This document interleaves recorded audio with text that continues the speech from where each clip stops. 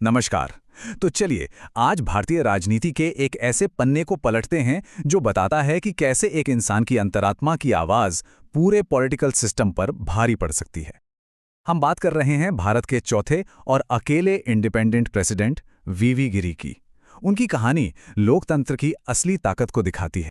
एक सवाल है, क्या कभी ऐसा हुआ है कि भारत के राष्ट्रपति किसी पॉलिटिकल पार्टी से जुड़े ही ना हो? सुनने में अजीब लगता है ना? लेकिन यही सवाल हमें इंडियन पॉलिटिक्स की सबसे अनोखी और ड्रामेटिक घटनाओं में से एक की तरफ ले जाता है। हाँ, ये कमाल कर दिखाया था वराहगिरी वेंकट गिरी ने, जो 1969 से 1974 तक भारत के चौथे राष्ट्रपति रहे। पर सवाल ये उठता है कि उस जमाने की पावरफुल पार्टी पॉलिटिक्स के बीच वो राष्ट्रपति भवन तक आखिर पहुंचे कैसे? आइए उनकी इस अविश्वसनीय यात्रा पर एक नजर डालते हैं। देखिए, राष्ट्रपति भवन की ऊंची दीवारों तक पहुंचने से पहले वीवी गिरी की असली पहचान तो मिलों और कारखानों के शोर में बनी थी। वो एक श्रमिक नेता थे और यही वो नींव थी जिस पर उनकी पूरी पॉलिटिकल लेगेसी खड़ी हुई। उनका जन्म 10 अगस्त 1894 को ओडिशा के ब्रह्मपुर में हुआ, लेकिन उनके ख्यालों को, उनकी सोच को जो उड़ान मिली, वो मिली आयरलैंड में। जब वो डबलिन में लॉ की पढ़ाई कर रहे थे तो उन्होंने आयरलैंड की आज़ादी की लड़ाई को अपनी आंखों से देखा, और उस जुनून, उस संघर्ष ने उन पर ऐसी छाप छोड़ी कि जब वो भारत लौटे तो वो सिर्फ एक वकील नहीं थे, वो एक नेशनलिस्ट बन चुके थे। मजदूरों के हक के लिए लड़ने वाली एक बुलंद आवाज बन चुके थे। भारत वापस आते ही वो बिना वक्त गंवाए सीधे मजदूर आंदोलन के बीचों बीच उतर गए। 1920 के दशक तक वो all India trade union Congress के एक बड़े नेता बन गए थे। उनकी आवाज मजदूरों के हक के लिए गूंजने लगी।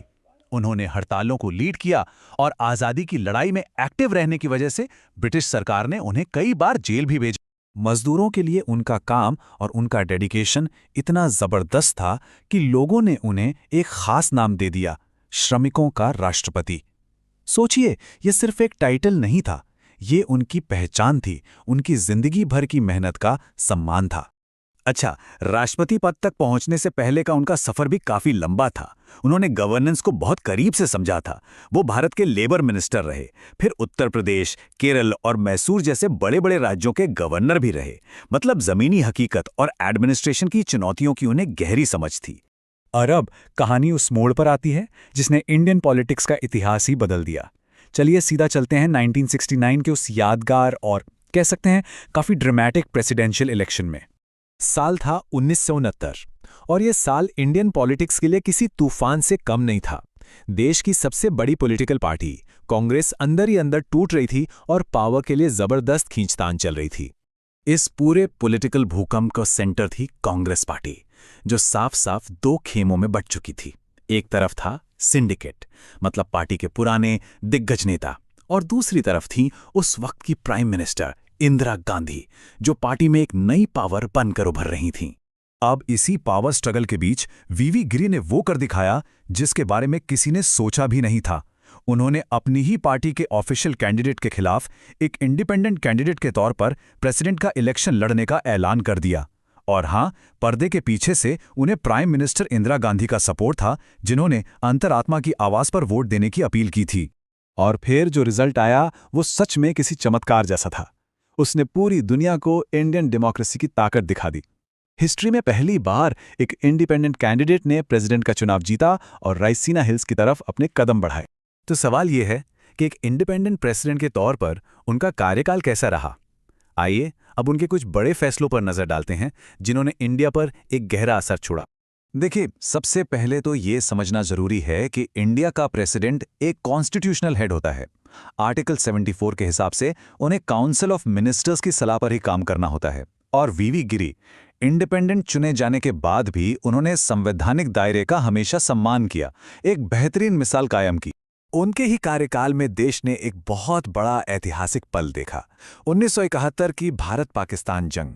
आर्म्ड फोर्सेस के सुप्रीम कमांडर होने के नाते ये वीवी गिरी ही थे जिन्होंने जंग के लिए आखिरी संवैधानिक मंजूरी दी। एक ऐसा फैसला जिसने इतिहास का नक्शा ही बदल दिया और एक नए देश बांग्लादेश का जन्म हुआ। ये पावर उन्हें मिलती है सीधे संविधान के आर्टिकल 53 से, जो कहता है कि देश की सारी एग्जीक्यूटिव पावर प्रेसिडेंट के पास होगी, और इसी के तहत उन्होंने ये बड़ा फैसला लिया था। अच्छा, प्रेसिडेंट बनने के फौरन बाद ही उन्होंने एक और बड़ा बोल्ड फैसला लिया जिसने इंडिया की इकोनॉमी की दिशा ही बदल दी। उन्होंने उस ऑर्डिनेंस पर साइन किया जिसने देश के 14 सबसे बड़े प्राइवेट बैंकों को नेशनलाइज कर दिया, मतलब उन्हें सरकारी कंट्रोल में ले लिया। सोचिए, ये कितना बड़ा पॉलिसी डिसीजन था जिसे पार्लियामेंट के सेशन का इंतजार किए बिना लागू कर दिया गया। इसके लिए उन्होंने आर्टिकल 123 के तहत ऑर्डिनेंस यानी अध्यादेश जारी करने की अपनी पावर का इस्तेमाल किया, और यह फैसला उनकी श्रमिकों के राष्ट्रपति वाली इमेज से बिल्कुल मेल खाता था, क्योंकि इसे आम आदमी तक बैंकिंग पहुंचाने की दिशा में एक बड़ा कदम माना गया। उनके ही दौर में एक और पुरानी प्रथा का अंत हुआ, प्रिवी पर्स का खात्मा। उन्होंने 26वें संविधान संशोधन को मंजूरी दी, जिसने आज़ादी के वक्त भारत में शामिल हुए राजघरानों को मिलने वाले सरकारी भत्ते और खास अधिकार हमेशा के लिए खत्म कर दिए। ये समाज में बराबरी लाने की दिशा में एक बहुत बड़ा कदम था। तो इन सारी घटनाओं के बाद सवाल उठता है कि हम वीवी गिरी की लेगेसी को, उनकी विरासत को कैसे समझें? इंडियन डेमोक्रेसी पर उनका क्या असर रहा? चलिए इसे सम अप करते हैं। उनके पूरे प्रेसिडेंशियल टर्म को हम इन कुछ खास कॉन्स्टिट्यूशनल आर्टिकल्स के जरिए समझ सकते हैं। देखिए, आर्टिकल 53 ने उन्हें एग्जीक्यूटिव पावर दी, तो 74 ने उन्हें काउंसिल ऑफ मिनिस्टर्स की सलाह से बांधा। आर्टिकल 123 ने उन्हें ऑर्डिनेंस लाने का हक दिया और 366 ने प्रिवी पर्स खत्म करने में मदद की। ये सिर्फ नंबर नहीं है, ये वो टूल्स थे जिनका इस्तेमाल करके उन्होंने देश को एक नई शक्ल। अगर उनकी पर्सनैलिटी की बात करें तो वीवी गिरी एक बहुत ही सिंपल और डेमोक्रेटिक इंसान थे। वो जिंदगी भर मजदूरों के लिए आवाज उठाते रहे, लेकिन उन्होंने कभी भी अपनी आइडियोलॉजी को प्रेसिडेंट के पद की गरिमा से ऊपर नहीं रखा। उन्होंने बड़े से बड़े पॉलिटिकल तूफान के बीच भी कॉन्स्टिट्यूशनल बैलेंस बनाए रखने की एक शानदार मिसाल पेश की। और देश के लिए उनकी शानदार सर्विस के लिए 1975 में उन्हें इंडिया के सबसे बड़े सिविलियन ऑनर भारत रत्न से सम्मानित किया गया। ये उनके पूरे जीवन के काम का एक सही सम्मान था। तो आखिर में हम इससे क्या सीखते हैं? वीवी गिरी की कहानी हमें एक बहुत जरूरी बात सिखाती है कि भारत का राष्ट्रपति सिर्फ एक रबर स्टाम्प नहीं होता। ये पद संवैधानिक सीमाओं में रहते हुए भी देश को एक नई राह दिखा सकता है। उनकी विरासत, डेमोक्रेसी, मजदूरों के अधिकार और सबसे बढ़कर कॉन्स्टिट्यूशनल वैल्यूज में हमारे भरोसे को और भी मजबूत करती